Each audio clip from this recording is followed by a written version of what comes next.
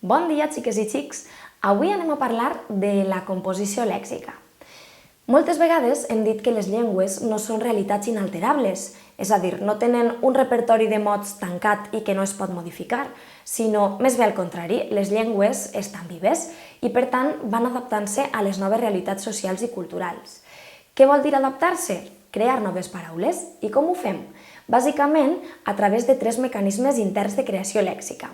Un és l'habilitació, que el vam veure en la unitat anterior, un altre és la derivació, que el veurem en la unitat següent, i el que anem a estudiar avui, que és la composició. La composició es basa en agafar 2 lexemes i unir-los en una única paraula. La paraula resultant pot tindre un significat similar a un dels 2 lexemes o pot tindre un significat absolutament diferent. Per exemple, quan jo dic que soc tastaolletes, no estic dient que m'agrada tastar de totes les olles que em trobe a la cuina, que també, sinó vol dir que m'agrada estudiar moltes coses diferents, provar moltes coses diferents, per exemple, tocar instruments, pintar... Enteneu?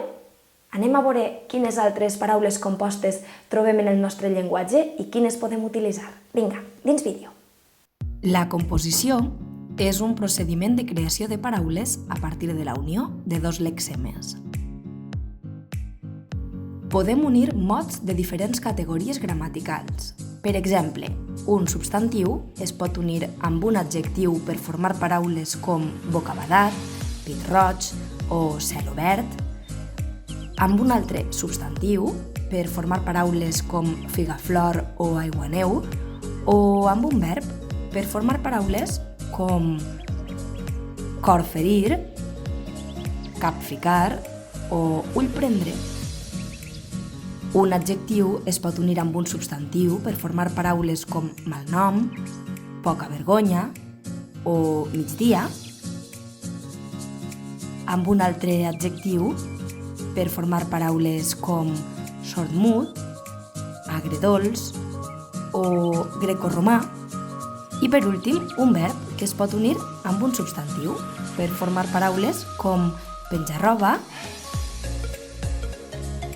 o salvavides. Per fer aquestes unions podem utilitzar 3 procediments. El primer és unir-les ortogràficament, com per exemple autopista.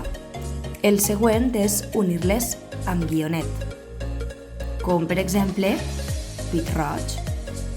I l'últim és escriure-les per separat, com per exemple ciutat-estat. Però com sabem quan hem d'escriure-les amb guionet? Hi ha una sèrie de normes que indiquen quan hem d'escriure-les amb guionet. La primera és quan comencen amb el nom d'un punt cardinal. Per exemple, nord-americà, nord-est, sud-oest, etc. La segona és quan el primer element acaba en vocal i el següent comença per una d'aquestes lletres, la X, la R o la S. Per exemple, penya-segat, poca solta o guarda-roba. La tercera norma ens diu que hem de posar guionet quan el primer element du accent gràfic, per exemple, mà llarg o pèl blanc.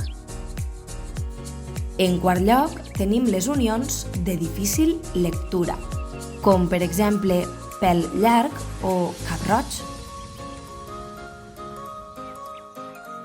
En cinquè lloc, trobem els mots compostos repetitius, com per exemple a correcuita o chano-chano.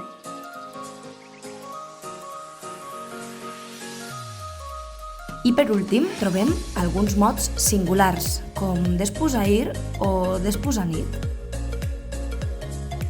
També es consideren mots compostos els formats per un prefix tònic. Els prefixos tònics són contra, entre, sobre, anti, inter, avant o super. Quan tenim un prefix tònic acabat en vocal unit a un mot començat en R o S, No doblem la consonant ni posem guionet.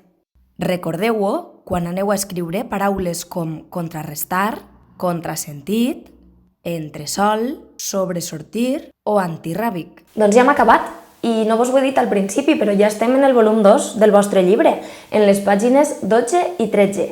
Quan tingueu clar el contingut del vídeo, aneu a la pàgina 13 i feu les activitats. Vinga, va, que són molt senzilletes. Adeu!